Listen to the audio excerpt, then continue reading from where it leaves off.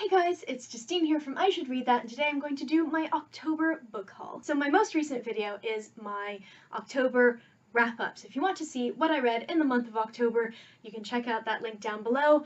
It is not as many books as I picked up this month. I slept slightly this month, and I feel slightly bad, but it's a good mix of books that I bought for myself. I have a couple that I swapped for other books amongst friends. I have some charity shop books, and I have only a couple of books from authors and publishers. So I'm going to just kind of dive right in. I'm not going to talk about these too much because there's a lot of them. So I'm staring at these piles of books on my floor. I'm going to start with the books that I bought for myself this month. I would say that it was a great month for pre-orders, but not a lot of these are pre-orders. Not a lot of these are new, so I don't know, I really have no excuse. I'm just going to own it, so let's start.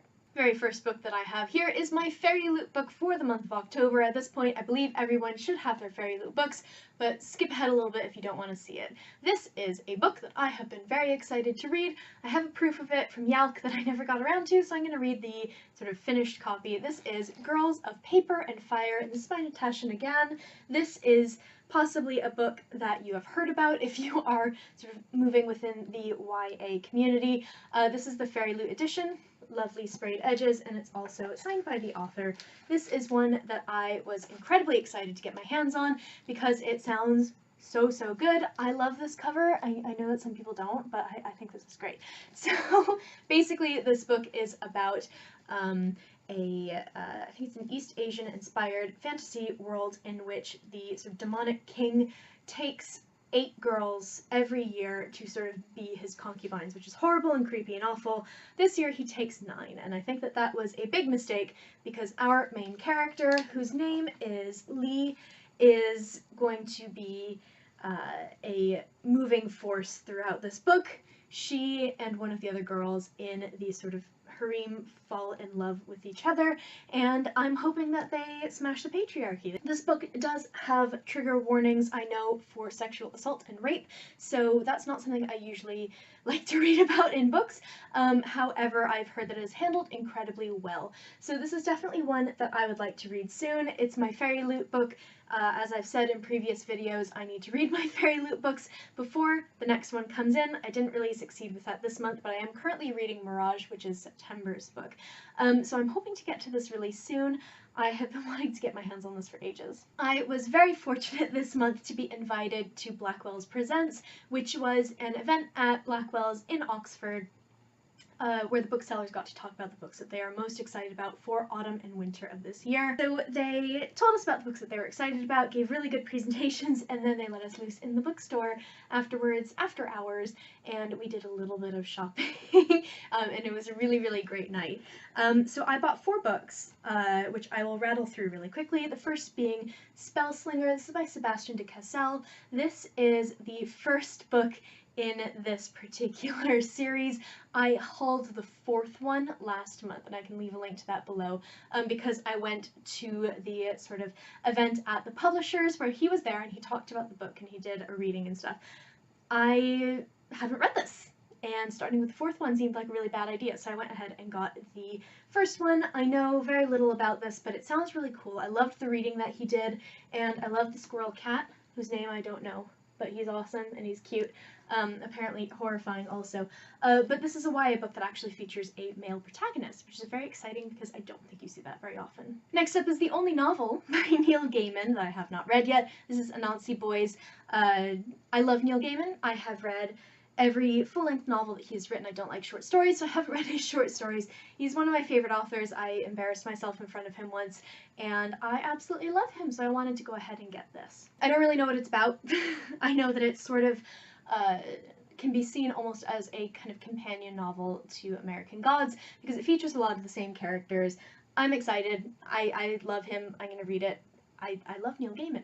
The next book that I got at Blackwell's Presents is A Blade So Black, and this is by L.L. McKinney. This is basically an Alice in Wonderland retelling, but imagine Alice is Buffy the Vampire Slayer.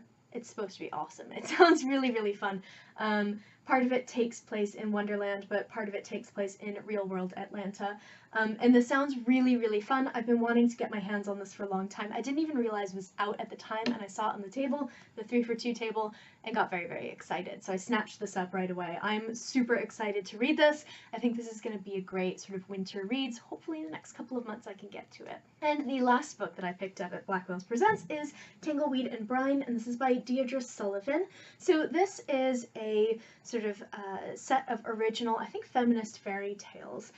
It came out in this like lovely red, I think it was cloth bound, but I'm not 100% sure, hardback, and I wasn't sure if I was going to like it, so I didn't want to buy it in hardback, and I saw it in paperback, so I was very excited. But it's illustrated, and I know that, I don't think these are retellings. Maybe they are retellings. I've heard kind of mixed things about this one, but I love fairy tale retellings in all of their forms, so I'm very excited to read this. I think it's going to be a really fast-paced one because it's fairy tales, it's short stories. Next up I have my one and only pre-order of the month. This is going to be not a surprise to anyone because, like, everyone is buying this book. This is Muse of Nightmares by Laini Taylor. Of course, this is the concluding book in the Strange the Dreamer duology. I loved Strange the Dreamer so much. Really unexpectedly. I was not expecting to like it, but it was definitely a I read it at the right time kind of book.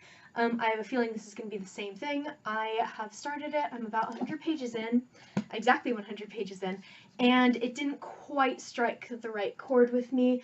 I'm definitely going to read it, and I know I'm going to like it, but for Laini Taylor, because she has such kind of like beautiful writing that sort of sits on the edge of slightly ridiculous purple prose, I really need to be in the mood for that kind of writing. In order for me to read this, I was going very slowly through this, and that just was not right. So, I need to be in the right mood. I'm going to hold on to this until I am in the right mood. I'm going to love it when I read it, but it might be a little while. Next up are two books from the publisher that I work at, so I'm not going to talk about them very much because that seems slightly biased. But the first is Sleeping with the Lights On, The Unsettling Story of Horror by Darryl Jones. This is a little teeny tiny book that's about the history of horror and horror in literature, why we like to scare ourselves. I have been waiting for this book for like a year and a half. I'm very excited to finally have my hands on it. I went to a talk that the author did at work, and it was so good. He's so fun and so animated when he talks, and he knows his stuff so well. I'm very excited to read this. The time for Halloween reading has kind of passed, but I think that reading spooky things in the winter is always a good thing. So maybe I'll get to this quite soon. It is a little bit more academic-y. It's not an academic book, but it has that kind of feeling to the writing, so it's probably going to be a really slow one for me, but I am very excited to read this. And then at the same time, I also got The Pit and the Pendulum and Other Tales by Edgar Allan Poe. This is just a really nice collection of a lot of his stories. I love Edgar Allan Poe. I think that he's fantastic, but I haven't read him in so long, and I really, really want to read more of his stories.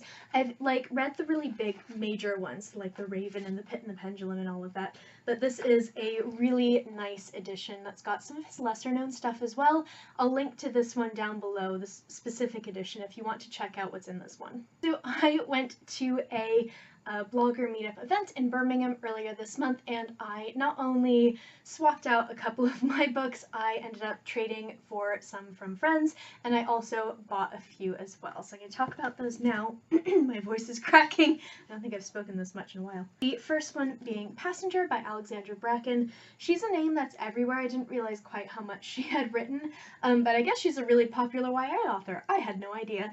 This sounds really interesting. It's all about time travel, and it takes place in New York City in the present day and in the Atlantic on a ship. Sounds really cool. I am very interested in this. Again, I've heard kind of mixed things about this one, but it looks very, very cool to me. I believe it's just a duology as well, because I know that there's at least one other book. The next book that I traded for was The Casual Vacancy by J.K. Rowling. I tried to read this ages and ages back, and it was too British. I just didn't understand a lot of what was going on. It's all about council elections, which I guess the equivalent would be like, you know, city council elections in the US, but it went over my head. I am very interested to read this because I'd like to see what she has written outside of Harry Potter and Cormoran Strike. I've heard very bad things about this book, but I have a feeling that if you are as First of all, as popular an author as J.K. Rowling, and if you have written such a beloved series as Harry Potter, and this is like such a left turn from that, you're going to get a lot of criticism. So I'd like to form my own opinion about this book. Right, so the next three, I'm losing my voice already. The next three are books that I got from Waterstones in Birmingham on that trip. So the first is Consider Phlebas, and this is by Iain M. Banks. I am probably saying that very wrong, but I don't think I've ever heard this title said out loud before. I know that this is like classic sci-fi. I had this recommended to me by Laura Eve, who is a marvelous YA author who's also really into classic sci-fi, and I have been wanting to read his books for ages, so I figured that this would be a great place to start. I'm probably not going to get to this for a while because I'm not really in the kind of classic sci-fi mood yet, but when that mood strikes, this is going to be at the top of my list. I have an author making a second appearance on this video. This is Sebastian de Cassel, again, who wrote Spellslinger, and this is Traitor's Blade. This is his adult fantasy series. I don't know much about this one. I like the cover and I've heard fantastic things, so I just kind of snatched it off the shelf. I need to stop doing that, but I trust in Sebastian because I, again, really, really loved the reading that he did. I liked his style, and I know that he has a lot of humor in his books. I'm very excited to read this. This is going to be one where I just kind of pick it up and don't even read the back. Again, I like to do that. Okay, so I feel like there are some books that you very rarely see in the UK, especially for YA. There's just some stuff that gets so much hype on like Twitter, and you're like, great, I'll go to the bookstore and get it, and it's just not available. And I don't like necessarily shopping for books online, although I do that for pre-orders. So I never got around to this book until I spotted it in the Birmingham Waterstones. And by the way, if there are books that are kind of US books, they don't have a UK publisher, if you're looking for YA, the Birmingham Waterstones is fantastic because they had so many of these kinds of books. Anyway, this is Before She Ignites, and this is by Jodi Meadows. So this is a really interesting one for me because I hate the cover so much, but she looks like Zoe Saldana, who I love. And if I hadn't heard great things about this, I would look at this and just be like, nah, I don't think so. I don't know why. It's just something about covers that really either speak to me or do not at all. This book is about a girl named Mira, and she is sort of a symbol of hope for her land called the Fallen Isles. She uncovers a dangerous secret about dragons, very exciting, and that gets her thrown in prison, basically. So she has to sort of fight back and regain her life. I genuinely, I just snatched this off the shelf because I got excited that it was there. That happens. Next up, I have my charity shop books. So I discovered that there's not only a small charity shop that has a small book section near work, but there's also a Oxfam bookshop in my town. Very exciting. So that's where I got all of these. So the first one that I got is The Chalkman, and this is by C.J. Tudor. This is a debut crime novel that's getting a lot of attention, and I think her second book is coming out soon-ish.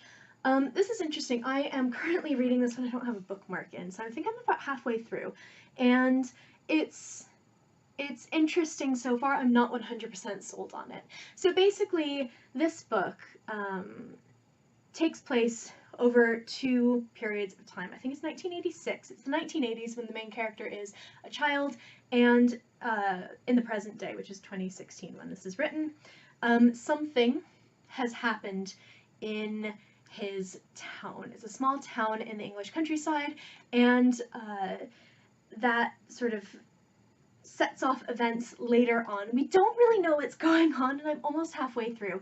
There's a lot of mystery and twists and turns in this book, which sounds great, but the author talks about how much she loves Stephen King. Stephen King's name is on the front of here. He blurbed this book. It's lifted directly from it, basically. And I need to finish it. I do need to finish it before I can really make statements like this, so take this with a grain of salt, but there is something about books that are homages to other books that can be a really fine line for me. I feel like there is a scene in this book that is literally lifted out of it.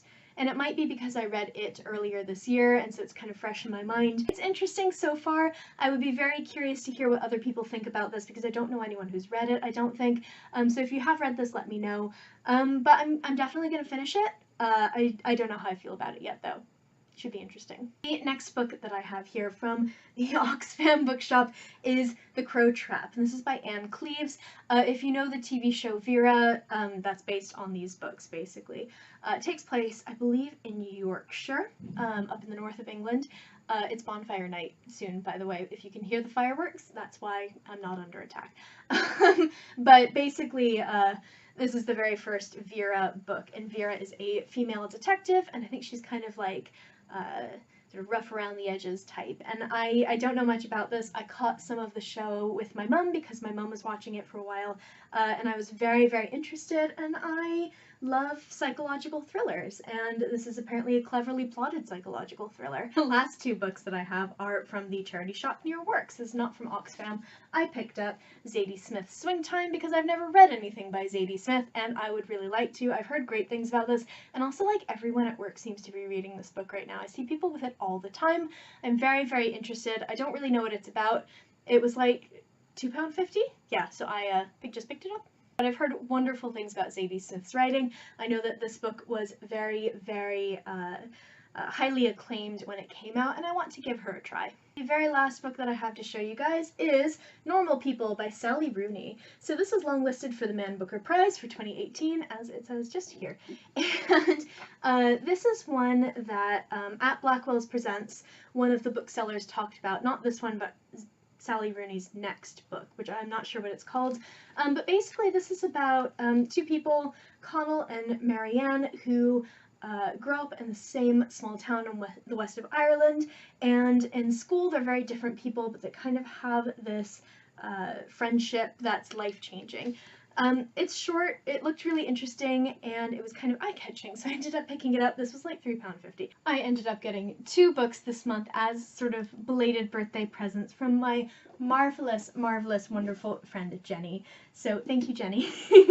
I've already read one of these books. I talked about A Very Large Expanse of Sea in my wrap-up video, so you can learn a little bit more about that book there. But this is a semi-autobiographical book by Tahada Mafi about being an Iranian teenager the year after 9/11 in America. It's excellent, it's very, very well written, it's beautifully done. I really, really liked this one. I also got a copy of Transcription by Kate Atkinson, who is an author that I have been desperately wanting to read for so long, but because I've not been reading a lot of historical fiction, I've just not gotten to her books. So I think I have Life After Life on my shelf now, and now I have Transcription as well. This is about, I believe, a woman in the 1940s who's recruited to become a spy for MI5, and 10 years later she is sort of confronted by figures from her past. This sounds great. It sounds really, really cool. I love the sound of all of Kate Atkinson's books.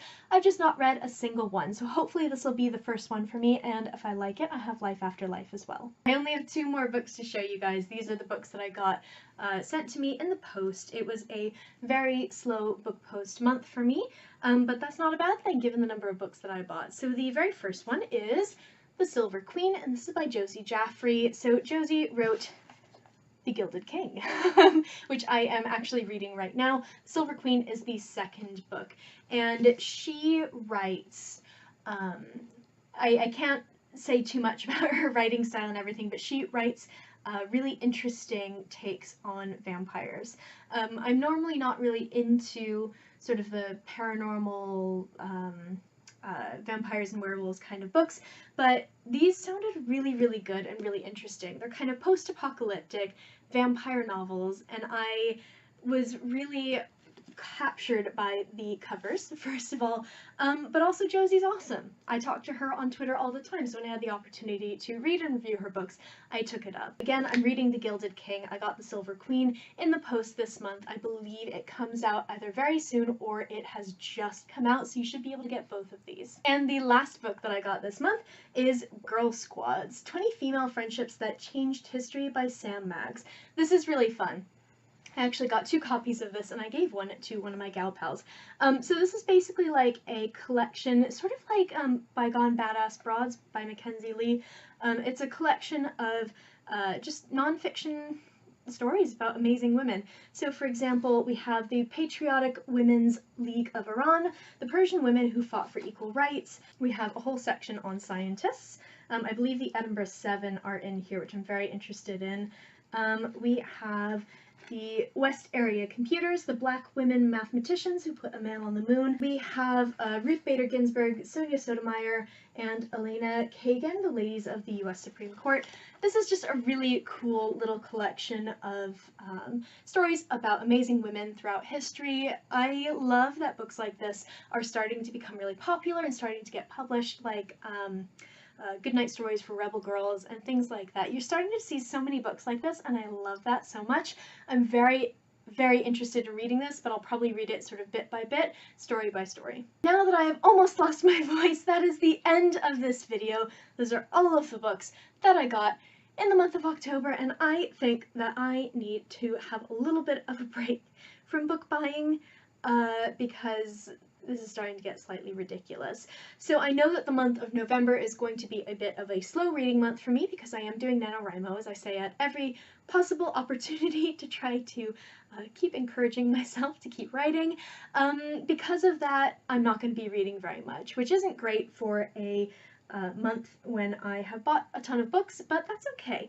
So I would love to hear if you have bought any of these books, if you've read any of these books, if you are interested in reading any of these books, or just anything that you picked up in the month of October. I post bookish content to this channel fairly frequently, so hit subscribe, check back soon, and I will see you next time.